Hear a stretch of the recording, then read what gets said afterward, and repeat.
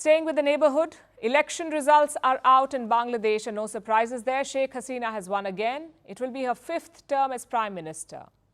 There was some drama though. On Friday, a train was set on fire in Dhaka. Around 5 people were killed. The police suspect it was the opposition parties. 7 of their leaders have been arrested. But on polling day, things were better. No violence, no attacks, and no turnout either. Bangladesh's election commission says the turnout was 40%, 40, but reports say it's inflated. Their initial assessment was 28% turnout, but within hours it jumped to 40%. So naturally, people are confused. Then you had a cyber attack. The Election Commission had designed a special app for voters. You could track real-time updates on that app. But on polling day, the app was running slow. Dhaka says it was a cyber attack, that hackers from Germany and Ukraine were behind it.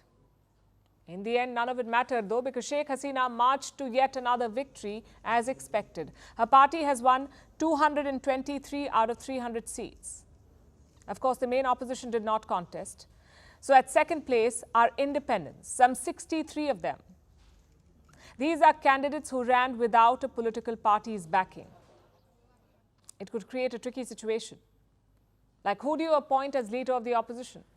I guess no one knows. But the Prime Minister doesn't seem bothered. She's already talking about her next plans to make Bangladesh a smart economy. Listen to this.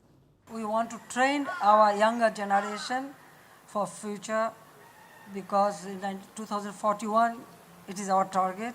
So we want to develop the country as well as our younger generation.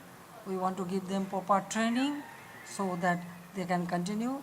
And as I mentioned you, that this is like smart population, smart government, smart economy and a smart society. That is our target. That is our main aim.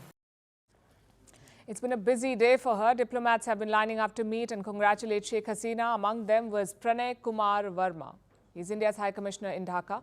Envoys from China and Russia also met the Prime Minister today. What about the US?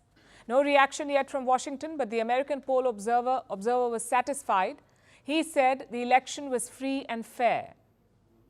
And it's been a huge issue between Dhaka and Washington. The US wanted Sheikh Hasina to make concessions. The Prime Minister said no. She compared the opposition to terrorists. But after the results, she did offer a reset. Sheikh Hasina says she wants good relations with Washington. The rest is up to the White House. From our part, there is no problem. We have a good relationship. Now it depends on you or your government. And I really appreciate that you mentioned our election was really very good. Would you say that it is better than your election? It doesn't matter whether it's a big country or a small country, but sovereign country is sovereign. So every country should have their sovereignty to run their country, to work for people. That liberty should be there. So what's the big picture here? How does this election change Bangladesh? For starters, Sheikh Hasina has tightened her grip on power. She will be Prime Minister until 2029, and by then her tenure will be 25 years long, a quarter of a century. She will also preside over a changing Bangladesh. In 2026, the country will enter a new phase. It won't be a least developed country anymore. Bangladesh will be a developing country. Having said that, challenges remain. And we can think of 3 major ones. First is the economy. Inflation was more than 9.7% in 2023. Factory workers went on strike demanding more wages. That has to be fixed. The second challenge is legitimacy. The elections may have been fair, but then again, who do you rig against? If there is no opposition, what's the point of unfair practices? So questions will be asked. And finally, challenge number 3, succession plans. The Prime Minister is 76 years old. By the end of this term, she will be 81. Yet there is no clear succession plan in Bangladesh. No one knows who is number 2. So Sheikh Hasina won't have time to enjoy this victory because she's got a plate full.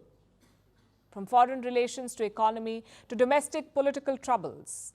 India too will be watching things closely. Sheikh Hasina has been a valuable ally in Dhaka. It's a relationship forged in history, something that their Prime Minister talked about today. India is a great friend of Bangladesh. 1971, they supported us, and also 75, they gave shelter to us, me and my sister and myself and also other family members. So India we consider our next door neighbor, and we have many problems, but we solve it through bilaterally. So I really appreciate that with neighbor we have wonderful relationship. India knows what to expect from Sheikh Hasina. She's a known entity. But the instability will worry India. I guess it's a question of how quickly Sheikh Hasina can turn the economy around, because that's always been her USP, a strong economy. She's got 5 years to repeat that miracle.